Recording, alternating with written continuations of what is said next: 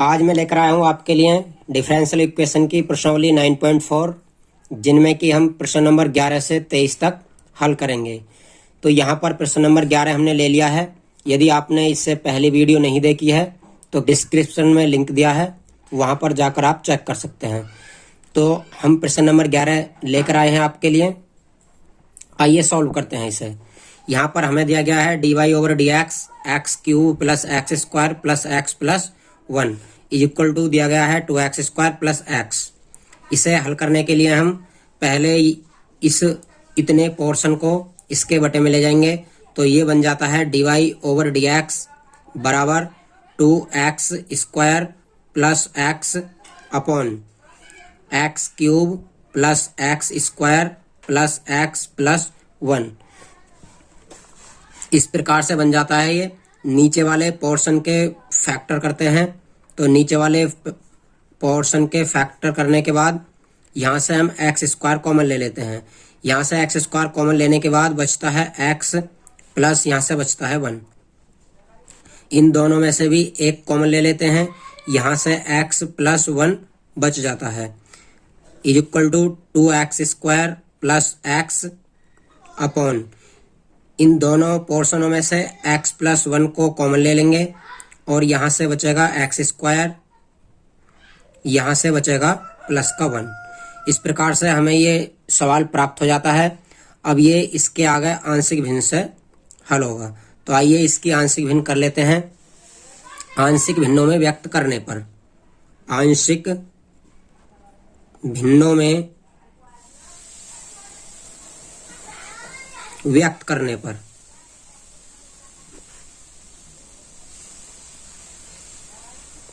आंशिक भिन्नों में व्यक्त करेंगे इसे। तो इस पोर्शन को या इस इक्वेशन को 1 मान लेते हैं।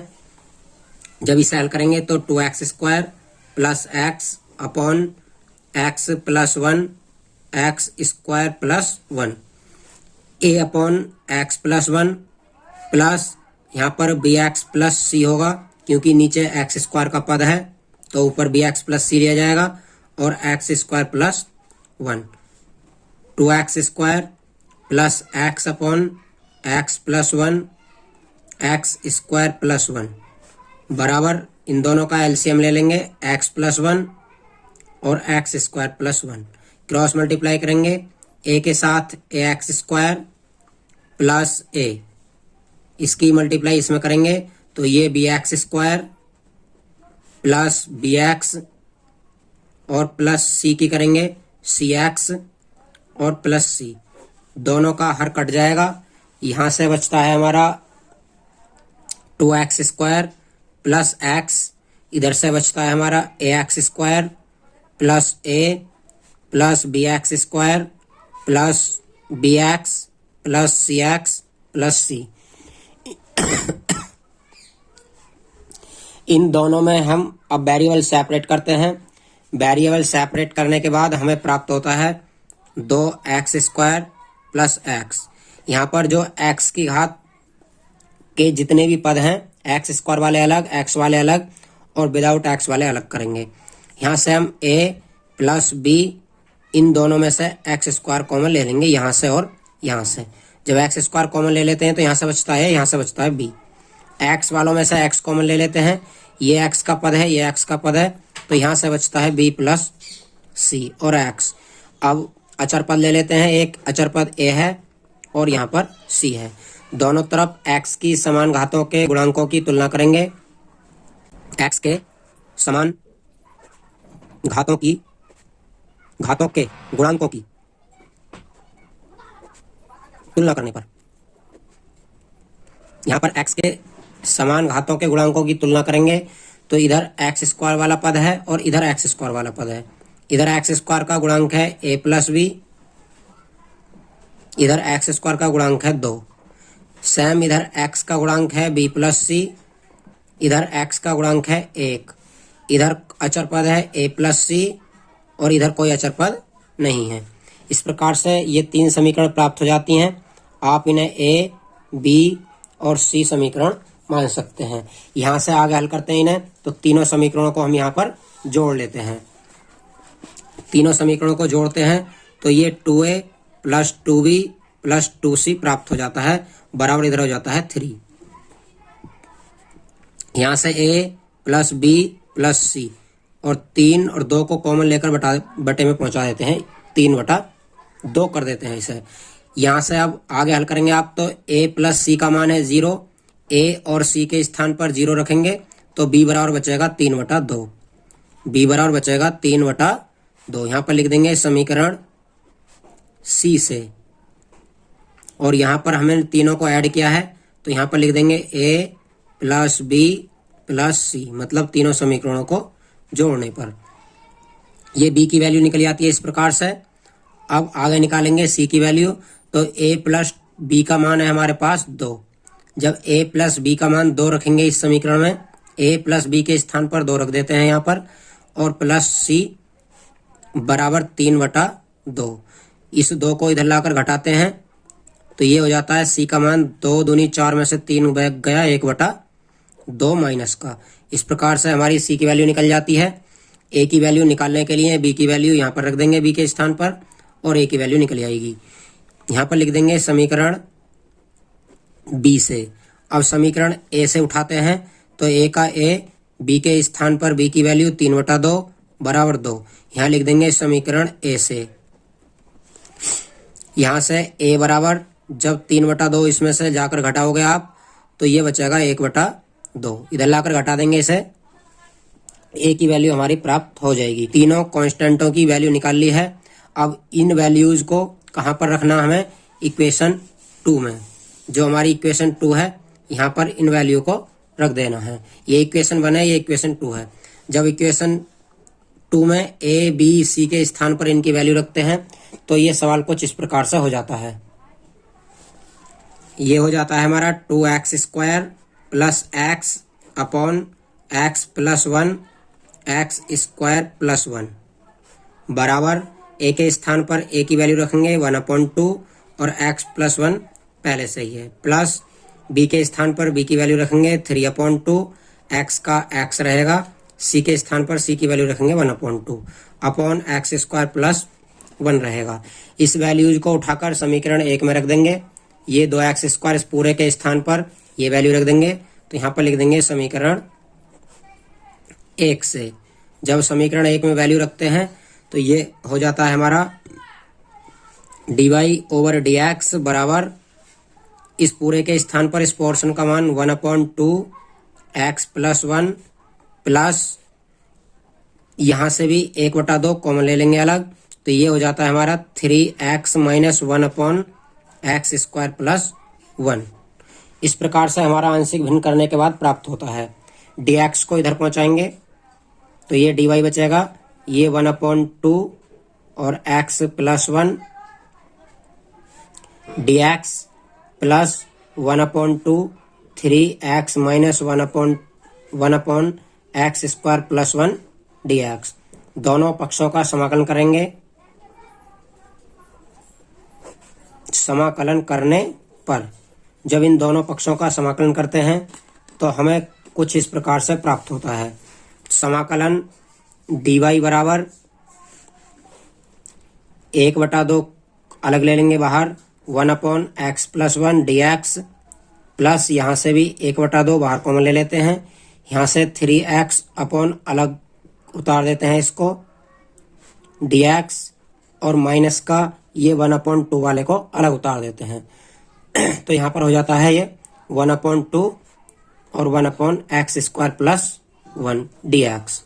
इस प्रकार से हमें प्राप्त हो जाता है। इसका समाकलन करने के लिए हम नीचे वाले को t मानेंगे, लेकिन जब नीचे वाले को t मानते हैं तो ये आता है 2x ऊपर है नहीं तो 3 को बाहर कॉमन ले लेंगे। dy बराबर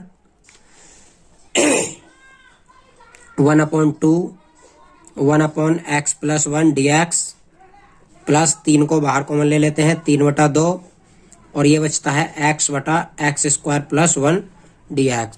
लेकिन नीचे वाले को t मान कर 2x आता है तो 2 से गुणा और 2 से भाग कर लेते हैं, माइनस 1/2 और 1/x² प्लस 1 dx। अब सभी का एक साथ समाकलन कर देते हैं। यहाँ पर समाकलन करेंगे इसका तो ये हो जाता है y बराबर 1/2 ये log x प्लस 1 हो जाता है। ये प्लस का 3/4 log x स्क्वायर प्लस 1 हो जाता है, क्योंकि हमने नीचे वाले पोर्शन को t माना था, तो ये x स्क्वायर प्लस 1 को t माना था, तो 1/t बचा था, 1/t का log t हो जाएगा। माइनस 1/2 ये tan इनवर्स x का फॉर्मूला होता है, और प्लस कांस्टेंट c जोड़ देंगे। अब यहाँ पर हमें इससे आगे सवाल के अंतर्गत जो सवाल दिया था उसमें x और y की वैल्यूज दी गई हैं इसमें पुट करने के लिए। सवाल के अंतर्गत x और y की वैल्यूज दी गई हैं हमें, y बराबर 1 और x बराबर 0। हल करने के बाद हमें y बराबर 1 और x बराबर 0 इस इक्वेशन में रखनी है और c की वैल्यू फाइंड करनी है। यहाँ पर हम y के स्थान पर 1 और x के स्थान पर 0 रख देंगे, तो लिख देंगे y बराबर 1 व x बराबर 0 रखने पर, y बराबर 1 और x बराबर 0 रखते हैं तो हमें प्राप्त होता है y के स्थान पर 1 बराबर 1/2 log x प्लस 1 हो जाएगा, 1 प्लस 1, x के स्थान पर 0 है तो ये 0 प्लस 1 प्लस 3/4 log 1 के x के स्थान पर 0 प्लस 1 हो जाएगा ये, और माइनस 1/2 tan इनवर्स x के स्थान पर भी 0 हो जाता है प्लस c। यहाँ से बचता है 1 बराबर 1/2 log 1, ये बचता है 3/4 log 1, और ये बचता है माइनस का 1/2, ये भी 0 बचता है tan 0 का मान प्लस c। ये log 1 का मान 0 होता है, log 1 का मान 0 होता है, और ये भी 0 हो जाएगा, टोटल 0 हो जाएगा, तो c का मान आ जाता है हमारा यहाँ पर c बराबर 1। इस प्रकार से हम c की वैल्यू निकाल लेंगे और c की वैल्यू को पुनः इसी इक्वेशन में रख देंगे। आप चाहो तो इसे इक्वेशन नंबर 3 मान सकते हैं। तो लिख देंगे c का मान समीकरण 1 में 3 में रखने पर, c का मान समीकरण 3 में रखते हैं तो हमारे पास फाइनल आंसर आ जाता है y बराबर 1/2 log x plus 1 plus 3/4 log x स्क्वायर plus 1 minus 1/2 tan inverse x, और प्लस c के स्थान पर 1 रख देंगे। आप इसे चाहो तो आगे हल करेंगे तो हमें इन दोनों पोर्शनों में से 1/4 कॉमन लेना है।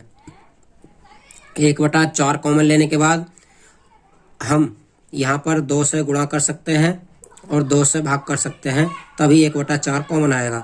1/4 कॉमन ले लेंगे तो यहाँ से बचता है 2 log x प्लस 1, यहाँ से बचता है 3 log x स्क्वायर प्लस 1, माइनस ये पोर्शन इतना ऐसे ही रखा रहने देंगे 1/2 tan इनवर्स x प्लस 1, 1/4 ये log m की पावर n का फॉर्मूला होगा, तो ये log x प्लस 1 का स्क्वायर प्लस log ये x स्क्वायर प्लस 1 का होल क्यूब हो जाएगा, ये 3 यहाँ पर आ जाएगा, minus 1/2 tan inverse x plus 1।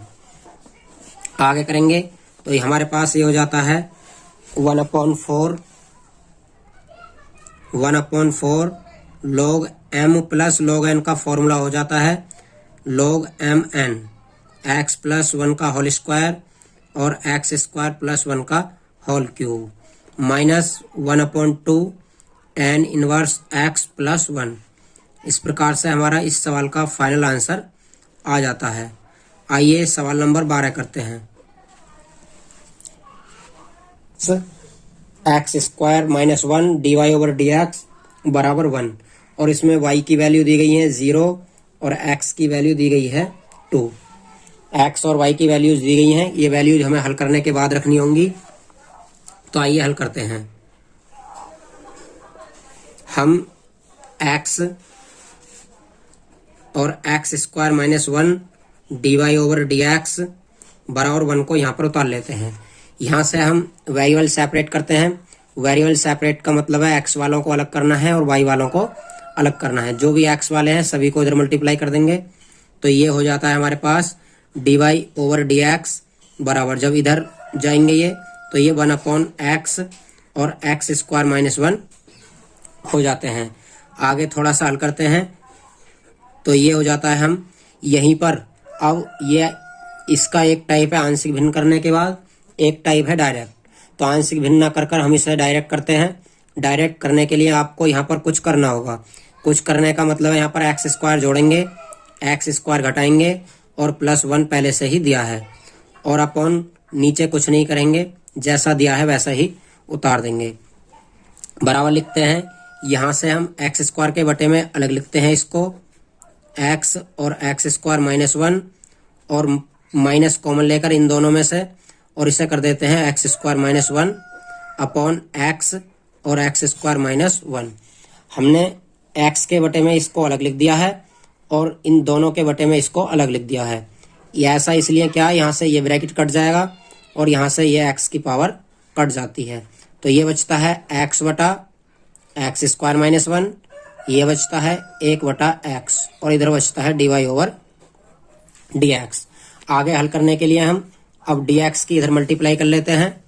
जब डी एक्स की इधर मल्टीप्लाई करते हैं तो ये बचता है डी वाई बराबर x upon x square minus 1 D x, और ये बचता है 1 अपॉन एक्स डी एक्स। इधर मल्टीप्लाई कर दिया हमने, यहीं पर हम समाकलन कर देंगे इसका। समाकलन करने पर ऑन इंटीग्रेशन समाकलन करेंगे तो डी वाई बराबर समाकलन x upon x square minus 1 D x, ये हो जाता है 1 अपॉन एक्स डी एक्स। इतना करने के बाद हम इसका समाकलन करेंगे और प्लस कांस्टेंट सी जोड़ देते हैं। इसका समाकलन करने के लिए नीचे वाले को टी मानेंगे। जब इसे टी मानते हैं तो एक्स स्क्वायर का हो जाता है 2x, 1 का हो जाता है 0। एक्स स्क्वायर का 2x होता है, इसलिए यहाँ पर 2 से गुणा और 2 से भाग कर लेते हैं। अब इसका समाकलन करते हैं। समाकलन करते हैं तो y का यहाँ पर 1 मान लेंगे और 1 का y के रेस्पेक्ट में y हो जाता है 1/2, ये log एक्स स्क्वायर माइनस 1 हो जाता है, माइनस ये log x हो जाता है और यहाँ पर कांस्टेंट c रहने देंगे। यहाँ पर हमें सवाल में दिया गया है y का मान 0 और x का मान 1। y का मान 0, x का मान 1 इसमें पुट करेंगे तो लिखेंगे x बराबर 0, नहीं x बराबर 2 होगा। देख लेते हैं, x बराबर 2 और y बराबर 0 दिया गया है, तो x बराबर 2 y बराबर 0 रखने पर, जब x बराबर 2 और y बराबर 0 रखते हैं तो सवाल कुछ इस प्रकार से प्राप्त हो जाता है। इसे इक्वेशन 1 मान लेते हैं। y के स्थान पर 0 रखना है, बराबर 1/2 log x के स्थान पर 2 रखना है, तो ये हो जाता है 2 का square minus 1, minus log x के स्थान पर 2 रखना है प्लस c, ये 0 बराबर 1/2 log 2 दूनी 4 में से 1 गया 3 माइनस log 2 प्लस c। इन दोनों को इधर लेकर आएंगे तो ये c की वैल्यू हो जाएगी। इधर लेकर आते हैं तो ये इधर आकर हो जाता है प्लस का log 2 और ये हो जाता है इधर आकर माइनस का 1/2 log 3 बराबर, ये c की वैल्यू निकल आती है। c की वैल्यू हम रखेंगे इक्वेशन 1 में। c की वैल्यू इक्वेशन 1 में रखने के लिए यहाँ पर लिख देते हैं c का मान समीकरण 1 में रखने पर, c का मान समीकरण 1 में रखने पर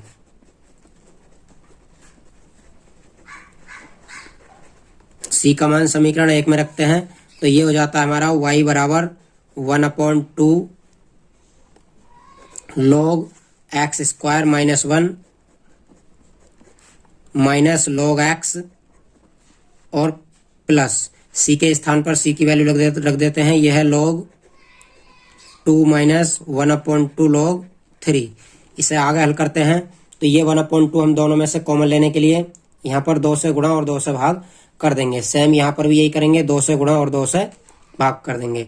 यहाँ से हम 1/2 कॉमन लेंगे दोनों में से, तो यहाँ से बचता है log एक्स स्क्वायर माइनस 1, यहाँ से बचता है 2 log x इनमें से भी 1/2 कॉमन लेंगे, यहाँ से बचता है 2 log 2, यहाँ से बचता है log 3, बराबर लगाएंगे, यहाँ से 1/2 और ये log x स्क्वायर माइनस 1 ऐसे ही उतारेंगे, यहाँ से ये 2 यहाँ पर स्क्वायर बन जाएगा जाकर, तो ये log x स्क्वायर हो जाता है। सेम यहाँ से भी यही करेंगे, 1/2 और ये log ये 2 का स्क्वायर हो जाता है यहाँ पर जाकर, और माइनस log 3, यहाँ पर भी log m-n का फॉर्मूला लगाएंगे और यहाँ पर भी log m-n का फॉर्मूला लगाएंगे। तो y बराबर फाइनल आंसर हो जाता है 1/2 log x square minus 1/x square, ये पहला पोर्शन हो जाता है, प्लस यहाँ से भी 1/2 और ये बन जाता है log 2 का वर्ग 4 हो जाता है और बटे में आ जाता है 3। इस प्रकार से हमारा सवाल नंबर 12 हल हो जाता है। आइए नेक्स्ट सवाल करते हैं। सवाल नंबर 13 है हमारे पास, cos dy ओवर dx बराबर a, जहाँ पर कि y बराबर 1 और x बराबर 0 दिया गया है। ये वैल्यूज हम हल करने के बाद रखते हैं, तो पहले इसे हल कर लेते हैं। ये dy ओवर dx इसे थोड़ा साइड में कर लेते हैं, तो ये dy ओवर dx बराबर हो जाता है cos, इधर जाकर cos इनवर्स, ये हो जाता है cos इनवर्स a। इसका समाकलन करते हैं, तो पहले dx को उधर मल्टीप्लाई कर देते हैं, ये हो जाता है cos इनवर्स a dx। यहीं पर इसका समाकलन कर देंगे। समाकलन करने पर जब समाकलन करेंगे तो समाकलन dy बराबर, ये cos इनवर्स a कांस्टेंट है पूरा ही, इसलिए इसे समाकलन से बाहर ले लेते हैं, और dx प्लस कांस्टेंट c जोड़ देंगे, यहाँ पर 1 और यहाँ पर 1 मान लेंगे। 1 का y के dy के रेस्पेक्ट में y हो जाता है, और cos इनवर्स a और 1 का यहाँ पर x के रेस्पेक्ट में x हो जाता है, प्लस कांस्टेंट c रहने देंगे। इस प्रकार से हमारा ये सवाल हो जाता है। इसे और आगे हल कर सकते हैं आप चाहें तो, लेकिन पहले हम y का और x का मान रखकर c की वैल्यू निकाल लेते हैं। यहाँ पर लिख देते हैं x बराबर 0 और y बराबर 1 रखने पर, x बराबर 0 और y बराबर 1 रखते हैं, तो ये हमें प्राप्त हो जाता है y के स्थान पर 1 cos इनवर्स a और x के स्थान पर 0 प्लस c, तो c की वैल्यू ये पूरा 0 हो जाता है। c की वैल्यू आ जाती है हमारे पास 1। c की वैल्यू हम इस इक्वेशन में पुट करेंगे, इसे आप 1 मान सकते हैं। जब c की वैल्यू इसमें पुट करेंगे तो ये हो जाता है हमारा y बराबर cos इनवर्स a, और इस x को हम पहले ले सकते हैं, और प्लस c के स्थान पर 1 को इधर लेकर आएंगे, तो ये y माइनस 1 बराबर बचता है x cos inverse a। x को भी इसके बटे में लाते हैं, तो ये हो जाता है y माइनस 1/x बराबर बचता है cos inverse a। cos inverse इधर आकर cos बन जाता है, तो ये हो जाता है हमारा cos y माइनस 1/x बराबर बचता है a। इस प्रकार से हमारा ये सवाल भी हल हो जाता है, सवाल नंबर 13। आइए नेक्स्ट सवाल ले लेते हैं। सवाल नंबर 14 है हमारा, dy ओवर dx बराबर y tan x, जहां पर y बराबर 2 और x बराबर 0 दिया गया है। तो यहाँ पर भी हम वेरिएबल सेपरेट कर लेते हैं, y को dy की तरफ ले लेते हैं और dx को tan x की तरफ ले लेते हैं। वेरिएबल सेपरेट करने के बाद ये हो जाता है, इधर आकर 1/y dy, इधर बचता है tan x और ये पहुंच जाता है इधर dx। यहाँ पर हम समाकलन कर देंगे। यहीं पर समाकलन करने पर समाकलन करते हैं, तो ये हो जाता है हमारा समाकलन 1/y dy बराबर tan x और dx, प्लस कांस्टेंट c जोड़ देते हैं। यहाँ पर 1/y का हो जाता है log y, tan x का हो जाता है log sec x, और प्लस कांस्टेंट c रहने देंगे। यहाँ से आप चाहें तो इसे इधर ला सकते हैं, या फिर यहाँ पर y के और x के मान पहले ही रख सकते हैं। चलो रख देते हैं पहले x y के मान। y बराबर 2 x बराबर 0 रखने पर,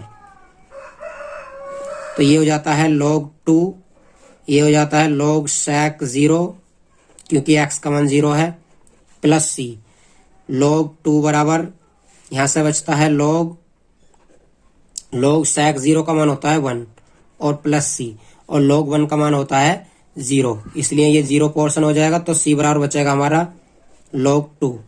log 2 को हम इस इक्वेशन में रख देंगे, इसे 1 मान लेते हैं तो लिख देते हैं c का मान समीकरण 1 में रखने पर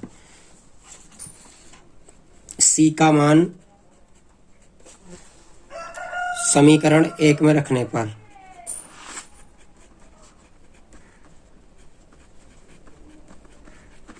c का मान समीकरण 1 में रखते हैं तो हमारा ये हो जाता है log y बराबर log x और प्लस c के स्थान पर log 2, जो कि अभी निकाला हमने c का मान। यहाँ पर log y बराबर ये log m plus log n का फॉर्मूला हो जाता है, तो ये हो जाता है log 2x। यहाँ पर log से log हट जाता है तो ये y बराबर बचता है, यहाँ पर sec था log sec x, तो ये हो जाता है log 2 sec x। तो यहाँ से क्या बचता है, log से एंटी log लेंगे तो log एंटी log को हटा देता है, log से log हट जाता है, y बराबर 2 sec x यहाँ पर फाइनल आंसर हमारा बच जाता है। सवाल नंबर 15 है हमारे पास, बिंदु 0,0 से गुजरने वाले एक ऐसे वक्र का समीकरण ज्ञात कीजिए जिसका अवकल समीकरण y डैश बराबर e की पावर x sin x है। तो यहाँ पर y डैश दिया गया है, प्रथम कोटि का अवकल समीकरण है, इसे हल करते हैं। तो यहाँ पर y डैश का हो जाता है dy ओवर dx बराबर e की पावर x और sin x। अब यहाँ पर वेरिएबल सेपरेट करने के लिए कुछ रखा नहीं है, dx की गुणा इधर कर देंगे तो ये हो जाता है dy बराबर e की पावर x sin x और dx। यहीं पर इसका समाकलन कर देंगे, समाकलन करने पर समाकलन करते हैं इसका, तो ये समाकलन dy बराबर समाकलन e की power x sin x dx। अब इसका समाकलन y पार्ट वाले फॉर्मूले से होता है, जो कि फर्स्ट और सेकंड फंक्शन मानने वाला फॉर्मूला है। तो इसे मान लेते हैं फर्स्ट, इसे मान लेते हैं सेकंड। y के पास में यहाँ पर 1 मान लेते हैं, 1 का dy के रेस्पेक्ट में y हो जाता है और ये फर्स्ट ऐसे ही सेम उतरता है y पार्ट वाले फॉर्मूले में। फर्स्ट सेकंड का समाकलन माइनस cos x हो जाता है साइन का, फिर माइनस समाकलन फर्स्ट का अवकलन e की पावर x का e की पावर x रहता है, सेकंड का समाकलन माइनस cos x होता है तो ये प्लस cos x हो जाएगा और dx। पुनः यहाँ पर y पार्ट का फॉर्मूला लगाएंगे दोबारा से, तो इसे फर्स्ट और इसे सेकंड मान लेंगे। y बराबर माइनस e की power x cos x plus यहाँ पर पुनः इसका समाकलन करते हैं तो फर्स्ट सेम उतरेगा, सेकंड cos का साइन हो जाता है, माइनस इसका e की पावर x का e की पावर x ही रहता है, cos x का sin x हो जाता है और dx। इस प्रकार से हम y पार्ट द्वारा इसे बार बार करते जाएंगे तो हमें e की पावर x sin x जो हमारा सवाल था वो ही प्राप्त होता चला जाएगा। और इसकी वैल्यू क्या है, यहाँ पर dy समाकलन dy जिसका कि समाकलन होता है y। इसका तात्पर्य है कि ये किसका मान बन जाता है, y का। तो ये y बराबर e की पावर x यहाँ से कॉमन ले लेते हैं तो यहाँ से बचता है sin x और माइनस यहाँ से बचता है cos x, ये बन जाता है y की वैल्यू। और यहाँ पर एक कांस्टेंट c जोड़ देंगे क्योंकि हमने यहीं पर एक समाकलन इसका कर दिया है, तो ये कांस्टेंट इसके साथ चलता रहेगा। इस y को इधर लेकर आएंगे तो इधर आकर ये 2y हो जाते हैं बराबर e की power x sin x minus cos x और प्लस बचता है c। इस 2 को बटे में ले जाएंगे, या बटे में ले जाने से पहले आप इसमें जो भी जहां से भी ये वक्र गुजरता है उस बिंदु को इसमें रख देंगे। तो ये वक्र हमारा कहां से गुजरता है, बिंदु 0,0 से, तो यहां पर लिख देंगे यह है वक्र 0,0 से गुजरता है। और आपको पता है कि जब कोई समीकरण किसी बिंदु से गुजरता है तो वो बिंदु उस समीकरण को संतुष्ट करता है। तो इस समीकरण को 1 मानकर इसी में x के स्थान पर 0 और y के स्थान पर 0 रख देते हैं। तो ये हो जाता है 2 गुणा y के स्थान पर 0, ये हो जाता है e की पावर 0 साइन 0 माइनस कोस 0 और प्लस सी, ये पूरा 0 हो जाता है। ये ई की पावर 0 का मान 1 हो जाता है और ब्रैकेट के अंदर साइन 0 का मान भी 0 हो जाता है और कोस 0 का मान -1 हो जाता है प्लस सी। यहाँ से इसे हल करेंगे तो 0 बराबर -1 प्लस सी, या सी की वैल्यू आ जाएगी निकल कर यहाँ से 1। सी की वैल्यू को हम समीकरण 1 में रख देंगे। जब सी की वैल्यू समीकरण 1 में रखते हैं तो समीकरण 1 है हमारा 2y बराबर ई की power x sine x minus cos x और प्लस सी के स्थान पर रख देते हैं 1। इस प्रकार से हमारा समाकलन ये हो जाता है। आप चाहें तो इस 2 को इसके बटे में ले जा सकते हैं और ना चाहें तो आप यहीं पर इसे रख सकते हैं। तो इस प्रकार से हमारा समाकलन हल हो जाता है। नंबर 16 है हमारे पास समीकरण x y d y over d x बराबर x प्लस 1 वाई प्लस 2 के लिए बिंदु 1, -1 से गुजरने वाला वक्र ज्ञात कीजिए। तो हमें यह अवकल समीकरण दी गई है, इसको हल करके हमें एक समीकरण प्राप्त करनी है जो कि उस वक्र की समीकरण होगी जो 1, -1 से गुजरता है। तो आइए सॉल्यूशन करते हैं इसका। हमारे पास है x y d y over d x बराबर x प्लस 2 और y प्लस 2। इसे हल करने के लिए हम वेरिएबल सेपरेट करते हैं। वेरिएबल सेपरेट करने के लिए जो y के पद है dy की तरफ रखने हैं और जो x के पद हैं वो dx की तरफ पहुंचा देने हैं। तो यहाँ पर है हमारा y का पद y और ये बटे में आ जाता है इधर से y प्लस 2 और dy बराबर इधर बचता है x प्लस 2 बटे में आ जाता है ये x और इधर मल्टीप्लाई कर देंगे dx की। यहीं पर आप इसका समाकलन कर सकते हैं या एक एक लाइन आगे हल कर सकते हैं। एक लाइन हल करेंगे तो इसमें 2 जोड़ सकते हैं और 2 इसमें घटा सकते हैं। तो हम लिख देंगे y plus 2 minus 2 upon y plus 2 और dy बराबर लिख देंगे x प्लस 2 अपॉन x और dx। दोनों के बटे में अलग अलग करेंगे तो इसे लिख देंगे y plus 2 upon y plus 2, इसे लिख देंगे माइनस का 2 अपॉन वाई प्लस 2 और dy। सेम इधर भी ऐसे करेंगे x upon x plus 2 upon x और dx। यहाँ पर x से x कट जाएगा, यहाँ पर y प्लस 2 से y प्लस 2 कट जाएगा। तो यहाँ पर बचता है हमारा 1 minus 2 upon y plus 2 dy। यहाँ पर बचता है हमारा 1 प्लस 2 अपॉन x और dx। यहाँ से हम दोनों तरफ समाकलन लेंगे। समाकलन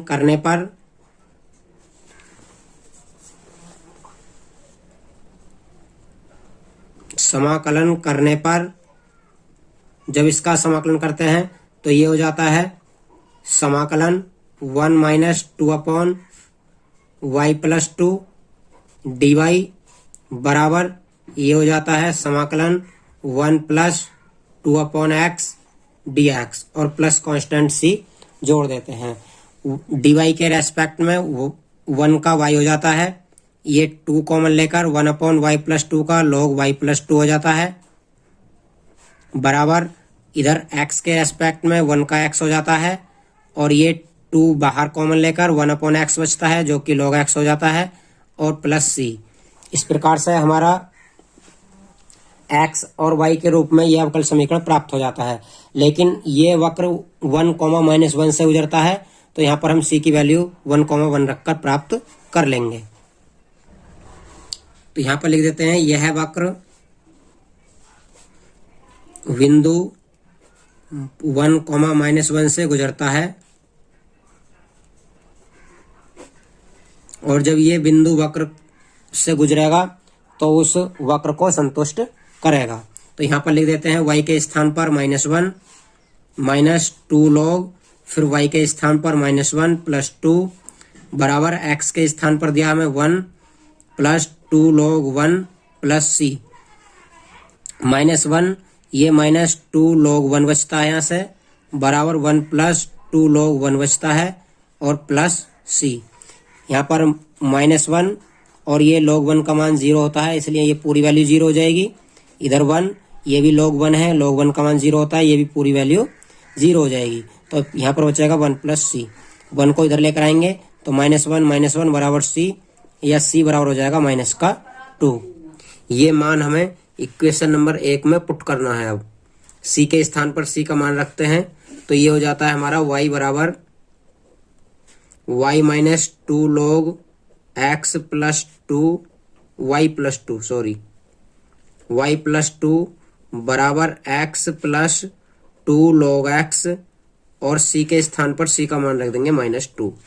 इस -2 को इधर लेकर आते हैं तो ये y माइनस इधर आकर x और प्लस इधर आकर 2 बराबर ये 2 log x और ये प्लस का इधर आकर 2 log y प्लस 2 हो जाता है। आगे चलते हैं। ये हो जाता है y माइनस एक्स प्लस 2, इसमें से 2 कॉमन ले लेंगे दोनों में से, ये log x plus log y plus 2 बचता है। यहां से y माइनस एक्स प्लस 2 बराबर 2 log ये log m प्लस n का फॉर्मूला बन जाता है। ये होता है x और y प्लस 2। इस प्रकार से हमारा सवाल नंबर 16 हल हो जाता है। आइए सवाल नंबर 17 की ओर चलते हैं। ये 16 सवाल कंप्लीट हो जाता है। सवाल नंबर 17, प्रश्न नंबर 17 है हमारा, बिंदु 0, -2 से गुजरने वाले एक ऐसे वक्र का समीकरण ज्ञात कीजिए जिसके किसी बिंदु x, y पर स्पर्श रेखा की प्रवणता और उस बिंदु पर y निर्देशांक का गुणनफल उस बिंदु के x निर्देशांक के बराबर है। तो हमें यहाँ पर दिया गया है प्रवणता। प्रवणता आपने पाठ नंबर 6 में पढ़ी होगी। पाठ नंबर 6 में प्रवणता को क्या कहते थे? dy/dx। तो यहाँ पर प्रवणता है हमारी रेखा की dy/dx, ये हो जाती है प्रवणता। और प्रश्न क्या कहता है? प्रश्न अनुसार करते हैं। प्रश्नानुसार प्रश्न में लिखा गया है कि रेखा की प्रवणता और उस बिंदु पर y निर्देशांक का गुणनफल, मतलब जो स्पर्श रेखा की प्रवणता है dy/dx और y निर्देशांक का गुणनफल उस बिंदु के x निर्देशांक के बराबर है। तो इन दोनों का गुणनफल x निर्देशांक के बराबर है यहाँ पर। तो इस प्रकार से हमारा डिफरेंशियल इक्वेशन बन जाएगा। आइए इसे आगे सॉल्व करते हैं। तो y का जो पद है इसे y की तरफ रखते हैं और जो x का पद है उधर dx की मल्टीप्लाई कर देते हैं। तो ये हो जाता है x dx। यहीं से समाकलन कर देते हैं। इसका समाकलन करने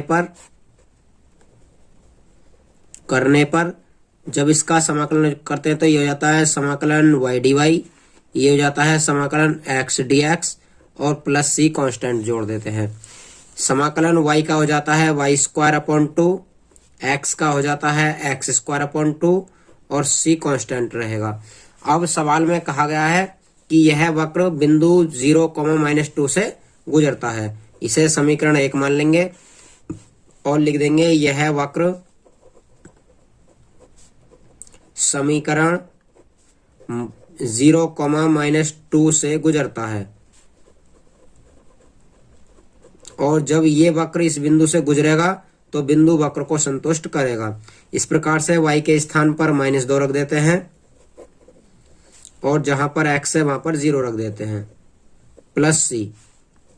ये हो जाता है 2 का वर्ग 4/2 बराबर c, या c बराबर कटने के बाद आ जाता है 2। तो हम c की वैल्यू यहां से 2 फाइंड कर लेंगे। c की वैल्यू हम इक्वेशन 1 में रखेंगे।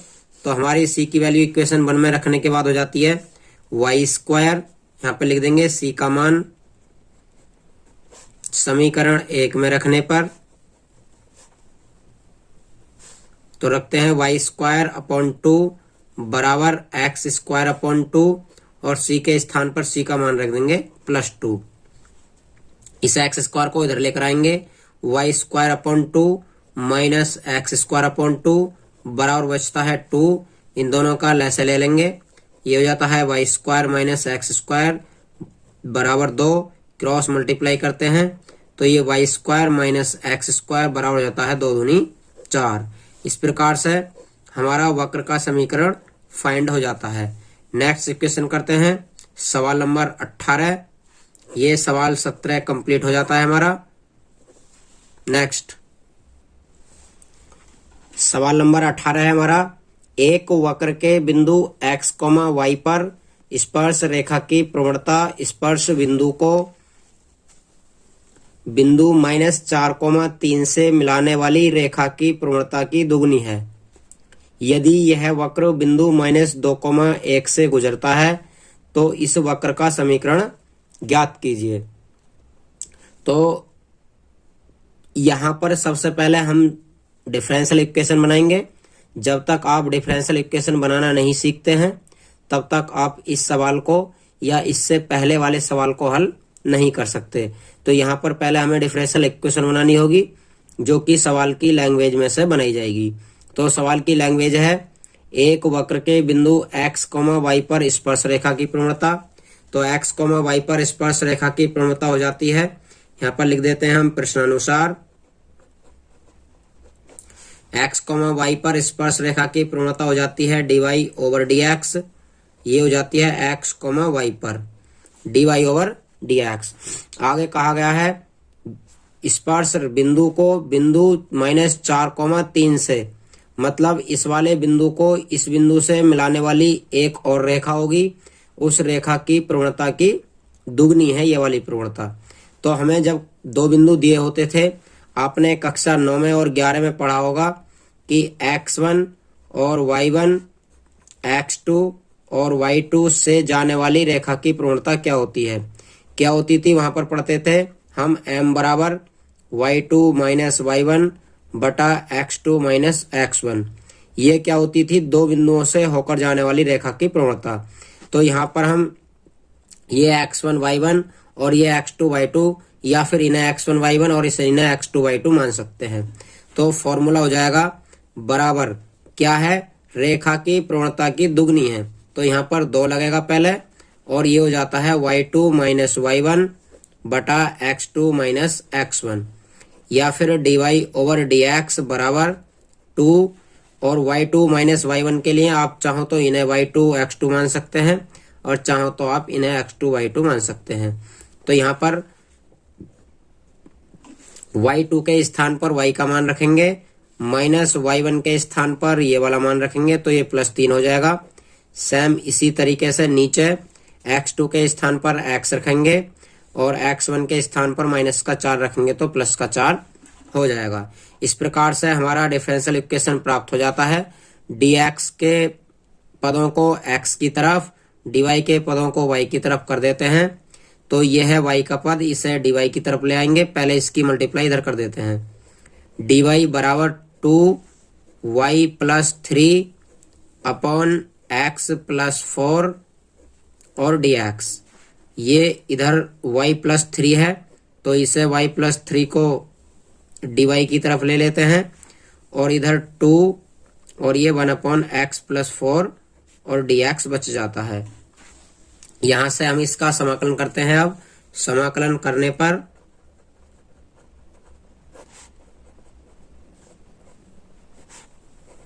इसका समाकलन करते हैं तो ये हो जाता है समाकलन 1/y + 3 dy। ये हो जाता है 2 समाकलन 1/x + 4 dx और कांस्टेंट c जोड़ लेते हैं। ये 1/y + 3 का log y + 3 हो जाता है, ये 2 log x + 4 हो जाता है और ये प्लस कांस्टेंट c रहता है। इस 2 को यहाँ पर पावर पर पहुंचा देंगे तो ये हो जाता है log y + 3 बराबर log x + 4 का होल स्क्वायर और प्लस c। इस पूरे पोर्शन को इधर लेकर आएंगे, ये होता है log y + 3 माइनस इधर आकर हो जाता है log x + 4 का होल स्क्वायर बराबर बचता है c। यहाँ पर log m minus log n का फॉर्मूला लगाएंगे तो ये हो जाता है log y + 3 अपॉन x + 4 का होल स्क्वायर बराबर बचता है c। अब यहाँ से हम c की वैल्यू निकालेंगे जो कि समीकरण में कहा है कि यह वक्र -2, 1 से गुजरता है। तो इस वक्र को मान लेते हैं 1 और लिख देते हैं समीकरण 1 बिंदु -2, 1 से गुजरता है और इससे गुजरेगा तो ये बिंदु इसे संतुष्ट करेगा। x के स्थान पर -2, y के स्थान पर 1 रख देते हैं इसी में। log y के स्थान पर 1 + 3 अपॉन x के स्थान पर -2 + 4 का होल स्क्वायर बराबर हो जाता है c, या फिर log 4 अपॉन ये 4 में से 2 गया, 2 बचता है और 2 का भी है यहाँ पर स्क्वायर बराबर c बचता है, या log 4 से 4 कट जाता है तो ये log 1 बचता है बराबर c, या c बराबर 0 हो जाता है क्योंकि log 1 का मान होता है 0। ये c की वैल्यू यहीं पर रख देंगे तो ये हो जाता है हमारे पास log y + 3 अपॉन x + 4 का होल स्क्वायर बराबर c के स्थान पर 0, या ये समीकरण यहीं पर रुक जाता है। एंटी लॉग भी लेंगे तो e की पावर 0 हो जाती है एंटी लॉग लेकर। ये एंटी लॉग लेने पर y + 3 अपॉन x + 4 का होल स्क्वायर बराबर हो जाता है e की पावर 0।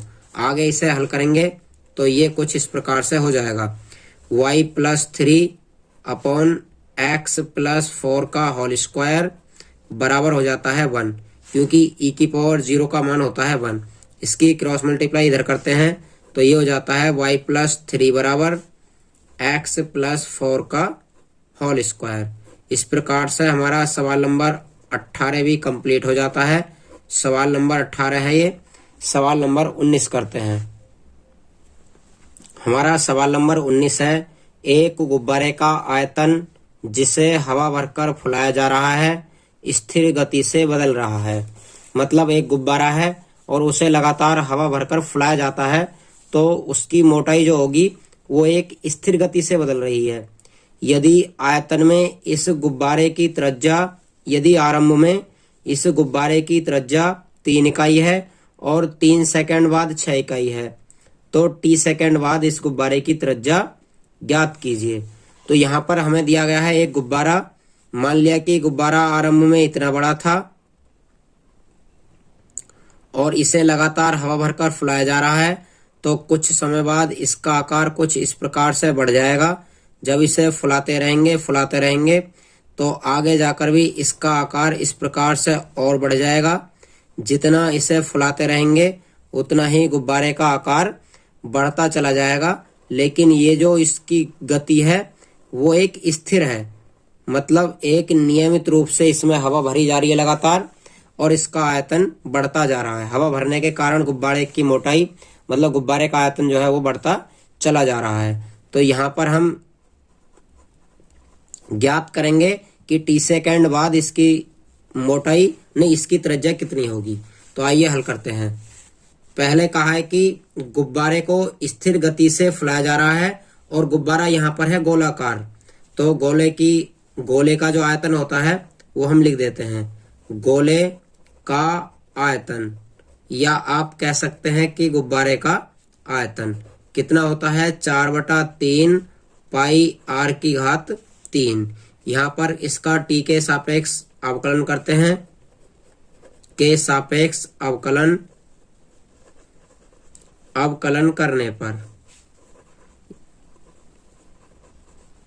अवकलन करेंगे तो t के सापेक्ष v का हो जाता है dv/dt बराबर 4/3 और पाई कांस्टेंट है यहाँ पर, r⁴ का हो जाता है 3r² और t के सापेक्ष में r का हो जाता है dr/dt। यहाँ पर 3 से 3 कट जाता है तो ये बचता है dv/dt बराबर 4πr² dr/dt। लेकिन सवाल में कहा गया है कि गुब्बारे का जो आयतन है वो स्थिर गति से बदल रहा है, परंतु प्रश्नानुसार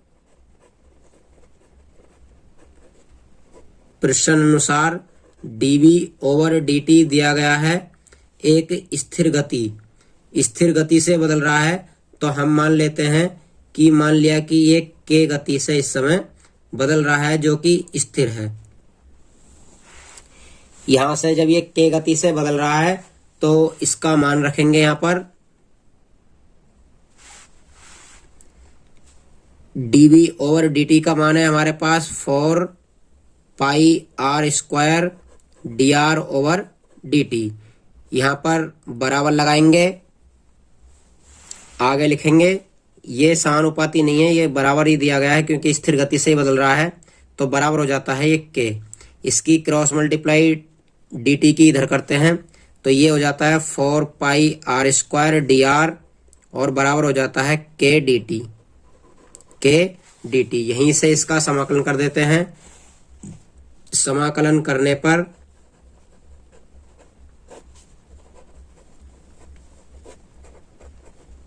जब इसका समाकलन करेंगे तो मैं इधर उतार देता हूं इसे। समाकलन 4 पाई आर स्क्वायर dr और बराबर हो जाता है के dt प्लस कांस्टेंट जोड़ देते हैं c। यहीं पर समाकलन कर देते हैं। 4 पाई कांस्टेंट है, आर स्क्वायर का आर की घात 3/3 हो जाता है। इधर के कांस्टेंट है, dt के स्थान पर t हो जाता है और c ये ही रहेगा। जहां की c क्या है, ये समाकलन नियतांक है और k स्थिर गति है। यहां से हो जाता है ये 4 पाई अपॉन 3 आर क्यूब बराबर के टी प्लस सी। लेकिन प्रारंभ में ये कहा है कि प्रारंभ में गुब्बारे की त्रिज्या 3 इकाई थी, तो यहां पर लिख देंगे प्रारंभ में कब, जब t बराबर 0 समय था उस समय r का मान 3 था। मतलब जिस समय गुब्बारे को फुलाया नहीं था उस समय गुब्बारे की त्रिज्या 3 इकाई थी। तो यहाँ पर हम r के स्थान पर 3 और t के स्थान पर 0 रख देते हैं।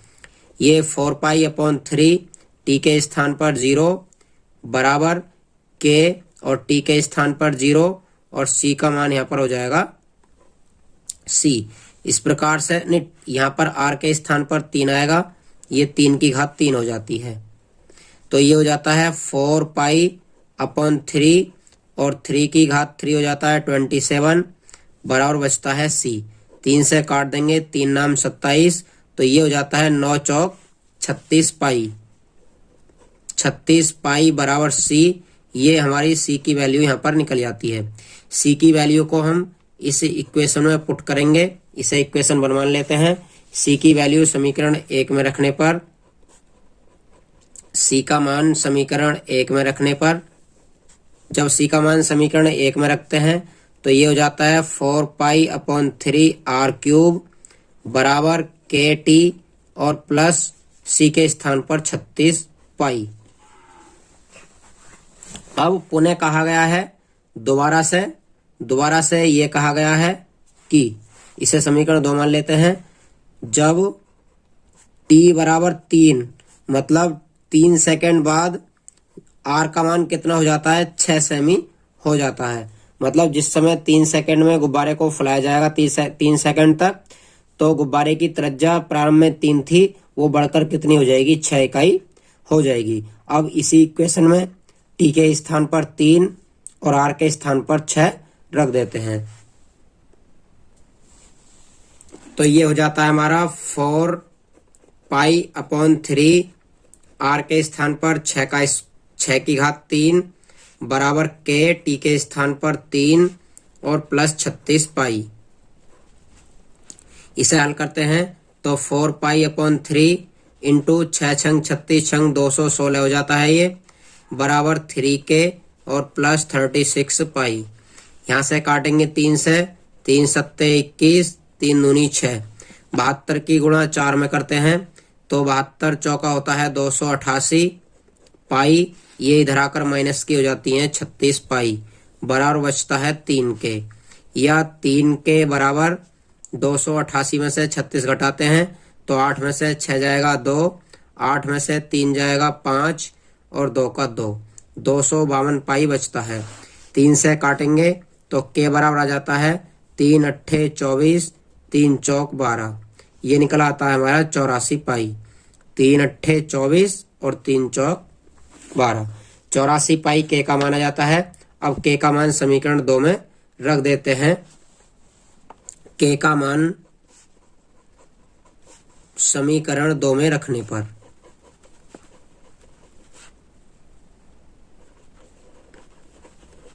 जब k का मान समीकरण 2 में रखते हैं तो ये हो जाता है हमारा 4/3 पाई r क्यूब बराबर k के स्थान पर रख देते हैं k का मान जो कि है 84 पाई और t का t रहेगा प्लस 36 पाई।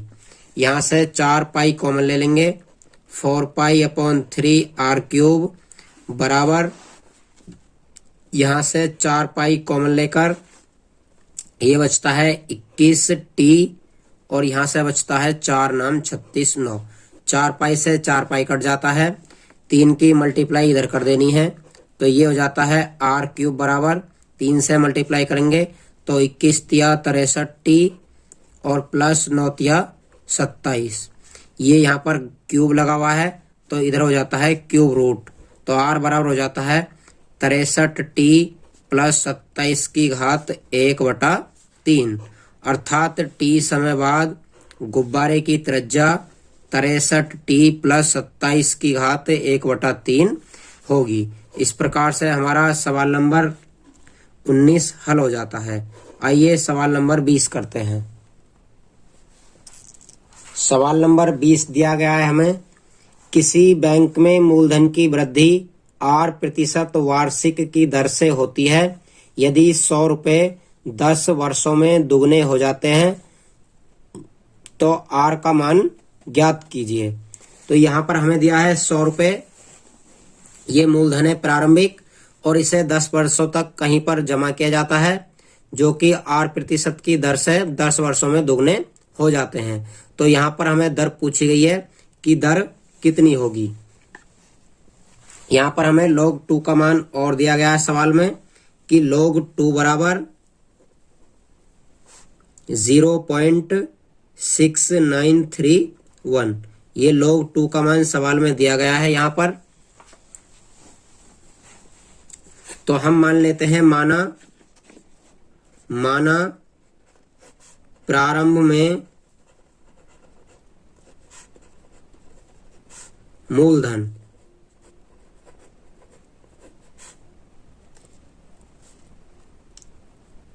P है, प्रारंभ में P मान लेते हैं।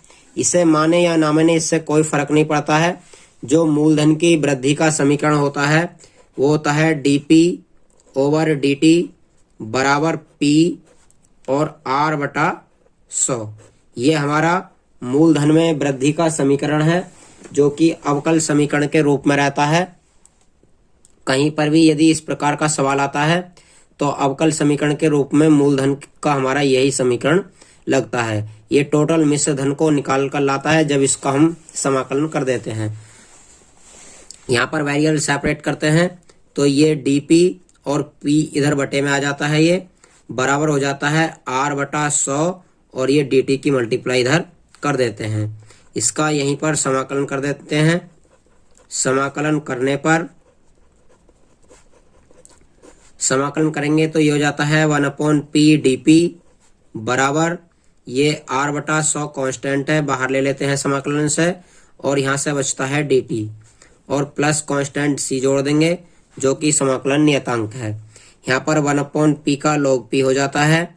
यहाँ पर r/100 कांस्टेंट है, ये यही रहेगा और 1 का t के रेस्पेक्ट में t हो जाता है और प्लस कांस्टेंट c रहेगा।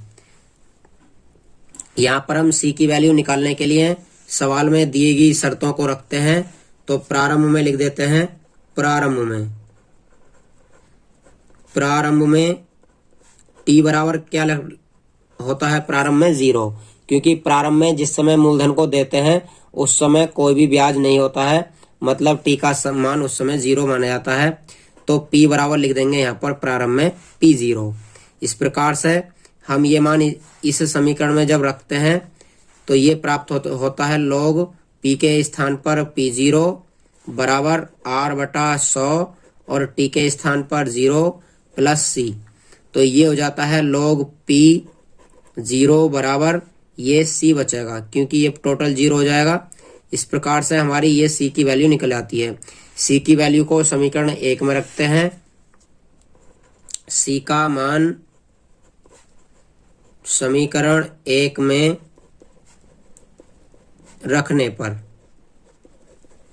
जब सी का मान समीकरण 1 में रखते हैं तो हमें प्राप्त होता है समीकरण 1 से log p बराबर r/100 t और प्लस का log p0। यहाँ से p0 को इधर लाएंगे तो log p minus log p0 बराबर हो जाता है RT/100। ये log p माइनस p0 हो जाता है log p अपॉन p0, क्योंकि log m minus log n का फॉर्मूला है ये, बराबर बचता है RT/100। लेकिन उन्होंने कहा है कि 10 वर्षों में ये मूलधन दोगुना हो जाएगा। 10 वर्षों में ये मूलधन दोगुना हो जाएगा तो लिख देंगे t बराबर 10 वर्ष पर जो p का मान है वो दोगुना हो जाता है। दोगुने का मतलब है कि 200 रुपये हो जाता है, जबकि प्रारंभ में ये कितने रुपए था, 100 रुपये था। तो 100 रुपये का 200 रुपये दोगुना हो जाता है। यहाँ पर हम सभी की वैल्यू रखते हैं तो ये हो जाता है log p के स्थान पर 200 रुपये अपॉन p0 के स्थान पर 100 रुपये बराबर r के स्थान पर r रहने देंगे, t का मान 10 वर्ष है और बटा 100। इसे चाहो तो आप इक्वेशन 2 मान सकते हो। यहाँ से 2 जीरो कट जाएंगे, यहाँ से 1 जीरो कट जाएगा। ये बचता है log 2 बराबर r/10, जबकि सवाल में log 2 का मान दिया गया है। log 2 का मान है 0.6931 बराबर हो जाता है r/10। इसकी क्रॉस मल्टीप्लाई करते हैं तो r बराबर हो जाता है 10 की मल्टीप्लाई करने पर 6.931 या r बराबर हो जाता है 6.93%। तो इस प्रकार से हमें r की वैल्यू फाइंड हो जाती है। नेक्स्ट सवाल करते हैं। ये सवाल नंबर 20 कंप्लीट हो चुका है। सवाल नंबर 21 करेंगे। सवाल नंबर 21 है हमारे पास, किसी बैंक में मूलधन की वृद्धि 5% वार्षिक की दर से होती है। इस बैंक में 1000 रुपये जमा कराए जाते हैं। ज्ञात कीजिए कि 10 वर्ष बाद यह राशि कितनी हो जाएगी। तो कोई बैंक है, उस बैंक में 1000 रुपये जमा कराए जाते हैं और 5% वार्षिक दर से, जो कि 10 वर्षों तक जमा रहते हैं। तो 10 वर्ष के बाद ये पूछा है कि अब कितने रुपए बैंक में हो जाएंगे। तो शुरू करते हैं इसे भी। इसके लिए भी अवकल समीकरण मूलधन का वही होता है जो अभी पिछले सवाल में लिखा था। प्रश्नानुसार dp/dt बराबर हो जाता है p और r/100। वेरिएबल सेपरेट करते हैं तो p की तरफ आ जाएगा और ये r/100 और इधर पहुंच जाता है dt। यहीं पर इसका समाकलन कर देते हैं। समाकलन करने पर जब समाकलन करेंगे तो ये हो जाता है 1/p dp बराबर r/100 dt। यहाँ पर 1/p का log p, यहाँ पर एक कांस्टेंट और जोड़ेंगे और 1/p का log p, r/100 already constant है, सेम रहेगा, और dt का हो जाएगा t और प्लस कांस्टेंट c। c की वैल्यू निकालने के लिए हम लिखते हैं प्रारंभ में जिस समय हमने रुपए जमा किए थे उस समय t का मान 0 माना जाता है और जो p है उसे मान लेते हैं p0। तो ये हो जाता है इक्वेशन 1 log p0 बराबर r/100 और t की वैल्यू है यहाँ पर 0 और प्लस c। इस प्रकार से c का मान ये हो जाता है, ये 0 हो जाएगा। तो ये हो जाता है log p0 बराबर c। c का मान समीकरण 1 में रखते हैं। c का मान समीकरण 1 में रखने पर आप चाहो तो इसे बिना लिखे ही डायरेक्ट c का मान समीकरण 1 में रख सकते हैं। तो आगे हमारा समीकरण बन जाता है ये log p बराबर RT/100 और जहां पर c है c के स्थान पर हो जाता है P0 इधर लेकर आते हैं इसे, तो ये log P minus log P0 बराबर बचता है RT बटा 100। यहाँ पर log P माइनस P0 के लिए P अपॉन P0 हो जाता है, क्योंकि log M minus log N का फॉर्मूला लग जाएगा और बराबर बचेगा RT बटा 100। यहाँ पर हमें 10 वर्ष समय दिया गया है एक और, तो इसे इक्वेशन 2 मान लेते हैं।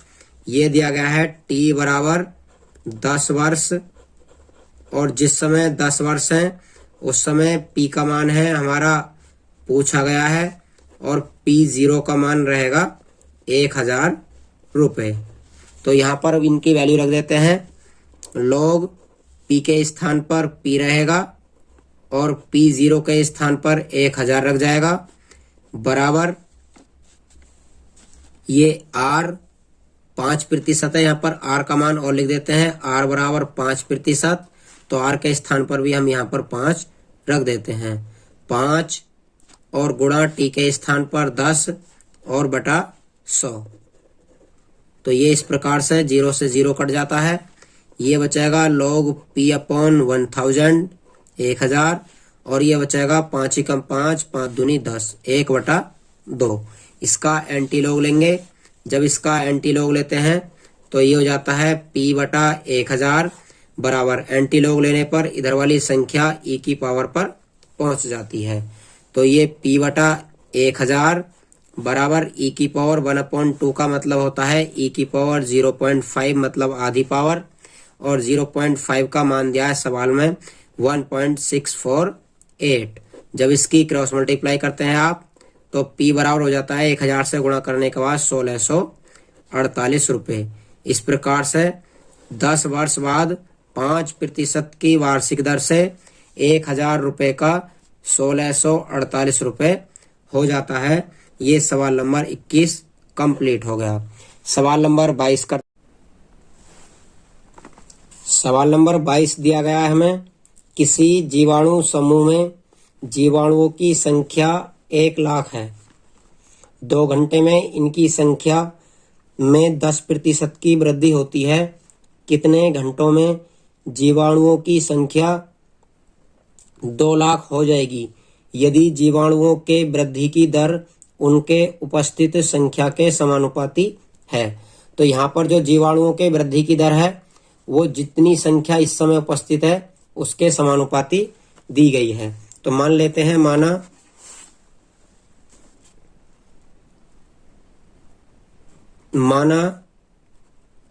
T समय पर जीवाणुओं की संख्या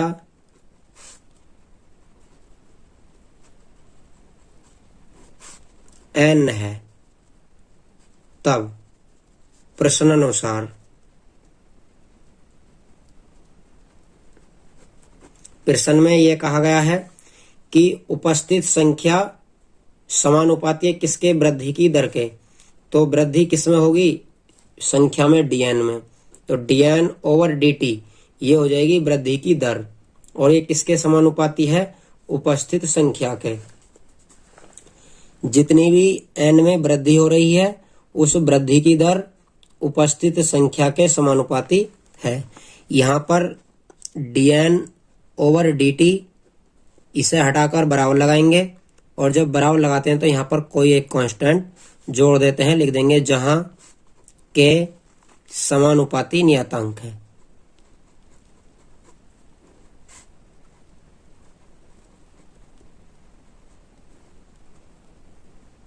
जहां के समानुपाती नियतांक है।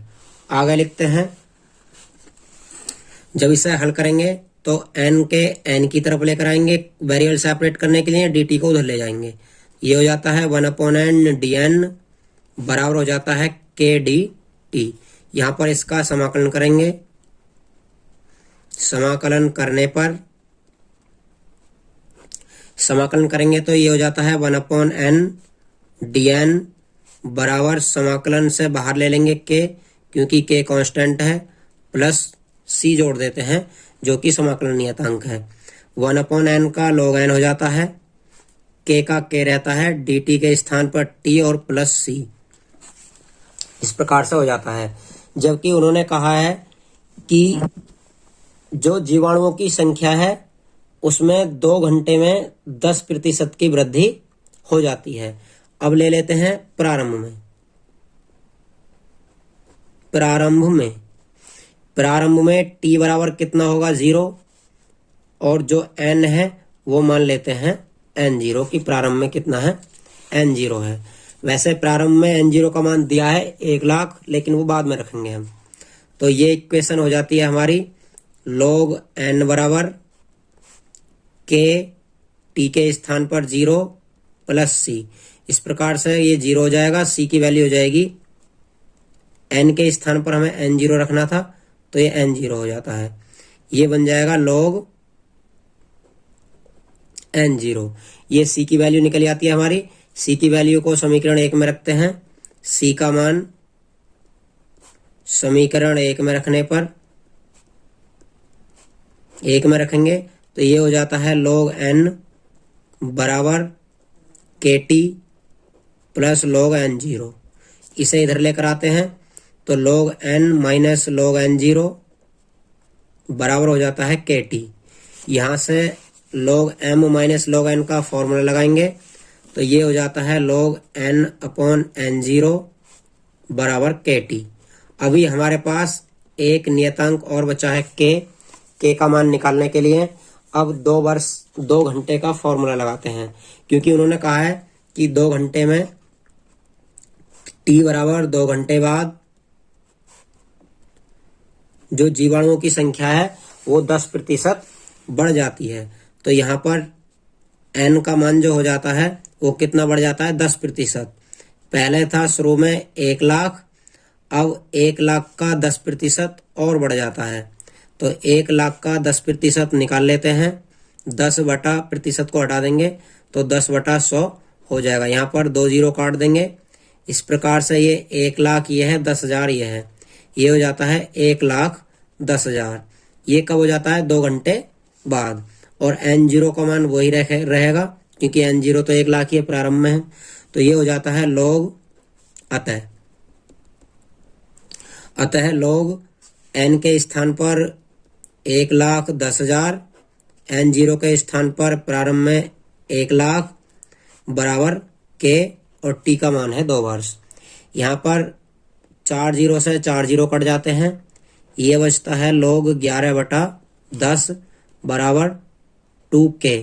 k का मान निकालेंगे आप तो ये 1/2 इधर आ जाएगा, 1/2 log 11/10।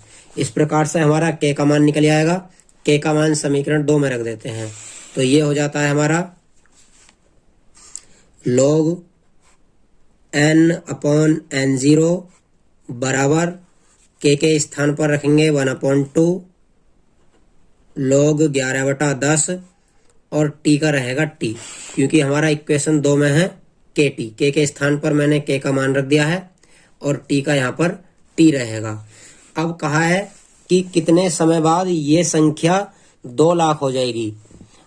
कितने समय बाद का मतलब है कि यहाँ पर समय हमसे पूछा गया है। तो मान लेते हैं, माना t बराबर t पर, मतलब हमने मान लिया है कि जो समय t है वो कैपिटल T मान लिया यहाँ पर।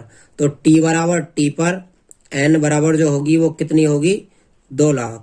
उन्होंने कहा है कि कितने समय बाद 2,00,000 हो जाएगी, तो हमने मान लिया है कि t समय बाद 2,00,000 हो जाएगी और n0 वही रहेगा प्रारंभ में जो कि 1,00,000 था। अब इन सभी के मान इस समीकरण में रख देते हैं, फाइनल आंसर आ जाता है। log n अपॉन n0 के स्थान पर 2,00,000 बटा 1,00,000 बराबर 1/2 log 11/10 और t के स्थान पर रख देते हैं कैपिटल T, जिसका कि हमें अभी मान निकालना है। ये दोनों आपस में कट जाते हैं, इस 2 की इधर मल्टीप्लाई कर देंगे और ये log 11/10 इसके बटे में आ जाएगा। पहले जो बचता है उसे उतार लेते हैं। log 2 बराबर 1/2 log 11/10 इंटू t की वैल्यू निकालेंगे तो ये सब इसके बटे में आ जाता है। तो t बराबर हो जाता है 2 इधर आ जाता है मल्टीप्लाई में 2 log 2 और बटे में ये आ जाता है इतना पोर्शन log 11/10। इस प्रकार से हमारे t समय बाद जीवाणुओं की संख्या जो होगी वो 2 log 2/log 11/10 होगी। ये सवाल यहीं पर हल हो जाता है। नेक्स्ट सवाल करते हैं। आज की वीडियो का नेक्स्ट और लास्ट सवाल 23। अवकल समीकरण dy/dx बराबर e⁻x+y का व्यापक हल है। तो ये हमें यहाँ पर 4 विकल्प दिए गए हैं A B C D। इन चारों विकल्पों में से एक विकल्प को हमें चुनना होगा। तो चुनने के लिए पहले इस समीकरण को हल कर लेते हैं। तो ये समीकरण कुछ इस प्रकार से हो जाती है। dy/dx बराबर e⁻x+y। इसे इस प्रकार से कर देंगे dy/dx बराबर e⁻x इंटू e⁻y। अब वेरिएबल सेपरेट करने के लिए y वाले पदों को y की तरफ, x वाले पदों को x की तरफ रखेंगे। तो ये e⁻y को dy की तरफ ले आएंगे। 1/e⁻y dy बराबर हो जाता है इधर e⁻x dx। यहीं पर इसका समाकलन कर देंगे। जब इसका समाकलन करते हैं तो ये समाकलन 1/e⁻y dy बराबर समाकलन e⁻x dx। आप चाहो तो यहाँ पर इसे e⁻−y ऊपर ले लेंगे और e⁻x dx कर देंगे, प्लस एक कांस्टेंट c भी जोड़ेंगे।